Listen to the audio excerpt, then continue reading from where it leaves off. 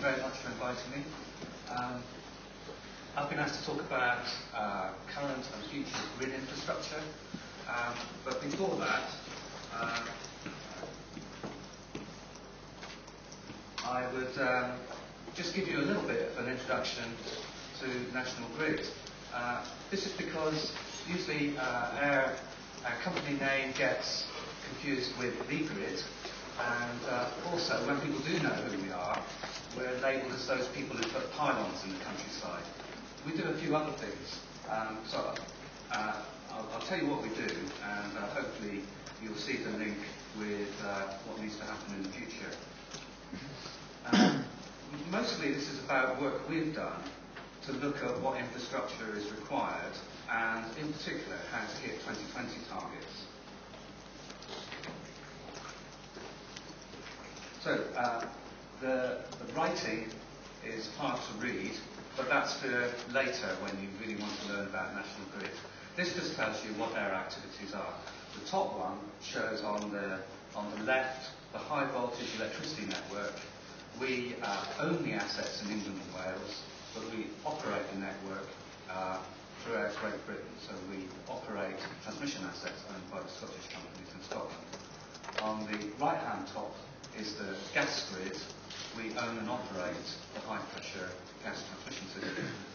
And on the bottom there, you can see that we have transmission assets in the United States, in New England and New York. We're also a gas distribution company in the UK and the US, and an electricity distribution and small-scale generation in the United States.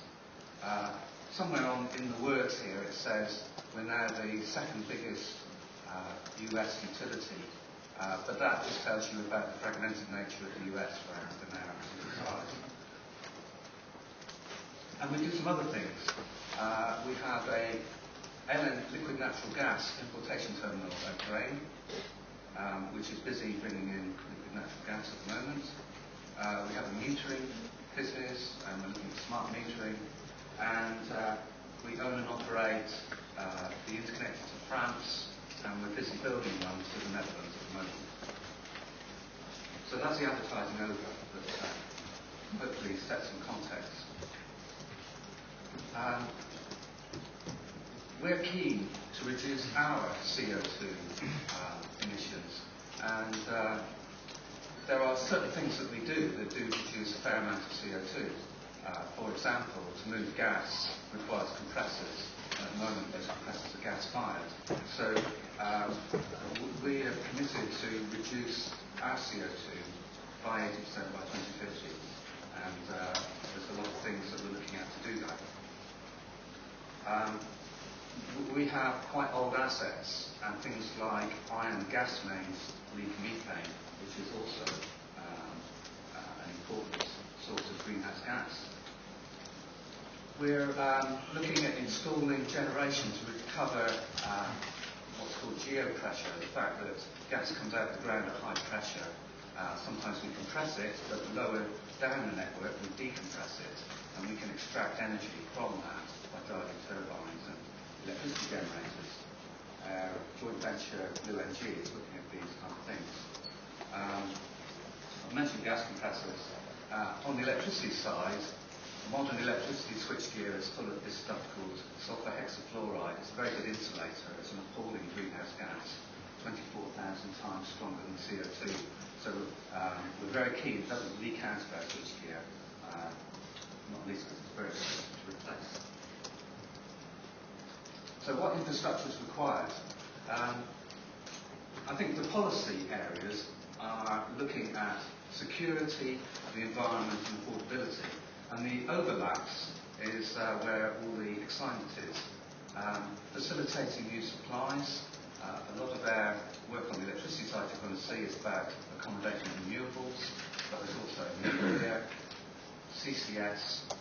We're looking to use our pipelines to move carbon dioxide back out to carbon sinks, and reusing our pipelines to carry biogas. adapting to new requirements. We'll hear about intermittency. And as I said, a lot of our network was built some time ago, and it's reaching the end of its design life, although not its useful life. Looking at electricity in particular, I'm aware that the network is a fairly small part of the task ahead of us. My rule of thumb is networks usually account for about 10%. The other bit is generation, and there's an enormous investment required in generation stock to replace aging generation assets and to retire high emissions plants. New renewable generation, some of which is quite expensive, and all sorts of other low carbon technologies on the way. We've heard the demand side is going to be more important, and it's changing rapidly. In particular, there's some very exciting developments with perhaps electricity transport and batteries, and whether you can use these as stores for the system and deal with intermittency. There's lots of new technology options, and we're having a go at most of these. And I think it's fair to say there's an increasing need for transmission and distribution assets in general, but assets in particular. So a few slides on what's happening at the moment, and there's an awful lot of generation that wants to connect to the system in the near future. The total there are the contracts that we have signed with new generators who are wishing to connect. So that's 65 gigawatts. Our total existing generation is 84 gigawatts. So there's almost, a complete changeover of generation wanting to happen. And I think this diagram shows that it tends to be concentrated all in the same places.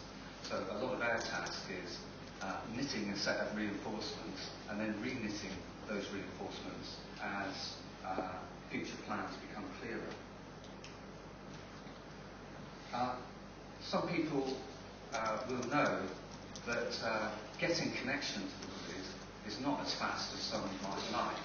This stretches out to 2023 to get to the full 65,000 megawatts.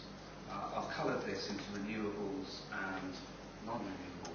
You can see there's just an awful lot of generation. In the non-renewable bit, gas, nuclear, interconnectors, new coal with CCS perhaps, all sorts of things are in here. The renewables mostly with onshore and offshore. So a lot of our effort has been trying to make this happen faster. And faster it needs to happen. This graph is plant margin, so the zero line is just enough generation for the peak amount. We like to see a bit of a margin. You can see that as plant closures, for example, the large combustion plant directive occurs, the plant margin will fall, that's the bottom red line, but in amongst that new generation that's contracted to connect, you can see that brings us back up. So it needs to be connected in order to maintain a healthy plant margin. So 2020, we've done some scenario work. There's been a lot of scenario work done by Supergen and Ofgem's lens scenario. This is our version. We looked at a business as usual scenario, and given the time I won't drag you through all the numbers, but if you look at the ticks and crosses, are we going to hit 15% renewables by 2020? Unlikely. Are we on the right flight path for 2050? Unlikely. Maybe the Scots get the tick. What needs to happen to get to these targets? Well, more nuclear, more wind, more renewables, all happening faster. So this is what we've been looking at. How to build more transmission faster, and the things we've been looking at with Ofgem and DEC are strategic investments, not waiting for these generators to sign on the dotted line and effectively sponsoring new network developments before getting on with this stuff. That requires some change to the regulatory regime. A better way of allocating transmission. This is particularly important as you get more renewables and intermittent sources, because you need to share the capacity more effectively. This is all about transmission access reform and advancing connections to GBQ, and just building it requires planning. So here are the thoughts of the 3 transmission licensees, starting in Scotland. You've probably already heard of the Delhi line, which is one of those green lines down through the centre of Scotland there.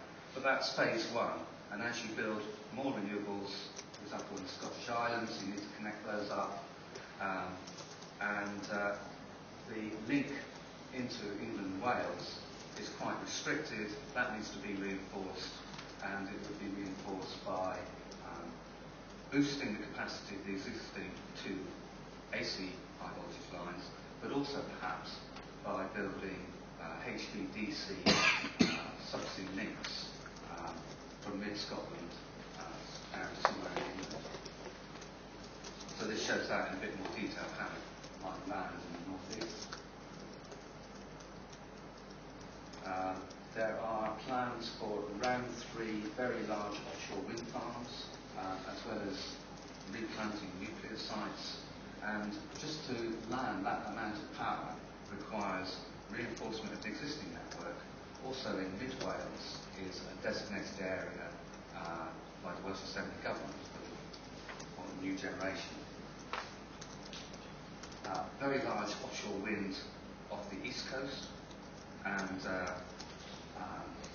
thinking about how to land that and integrate it into the existing network requires reinforcements.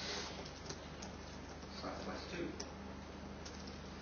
And it's got to go somewhere, and so some of the main routes into London are also on our list to be reinforced. So these are the works that we've identified, and we produce preliminary costs. You'll see the number at the bottom there is £4.7 billion, not a small number. This stuff can be phased and adapted as it becomes clear what's required. But perhaps another way of looking at the £4.7 billion, I was asked to say a bit about charging, is if you look at what's required to finance this, it's about £6 per domestic customer per annum. So just quickly to say where we are with this other stuff. The technical studies you've seen, we've published this in something called the Electricity Networks Strategy Group, Ofgem and DEC. So you can go to that website and find that. Changing the regulatory regime so that we can get on with this has started. And in fact, to keep the option open of having this stuff ready for 2020, Ofgem have already given us some financing to get on with the pre-engineering work. Transmission access reform. Well, I was hoping to come here today and say how it was going to turn out, but it's still going strong. It's about sharing capacity, better signals from generators about when they're going to come onto the system and how long they're going to stay there, because it's important to reuse capacity from existing generators. Adapting the way that the SO releases capacity, and to this end, there's a whole load of connection and user system code modifications, market rule changes that have been proposed to better develop the regime. And on queue management, connect and manage is the name of the game. Getting people connected, maybe in the short term with insufficient network capacity, but the idea is get them on, get them going. There might be some high costs in the short term, but it's very much a route where any kind of innovations in the development of the network can flourish. And then finally, changes to the planning regime, which I must admit I'm not an expert on, but much of the legislation and structure is now in place. So to summarise, we've set out our vision of how you might get to the 2020 targets, even at this stage.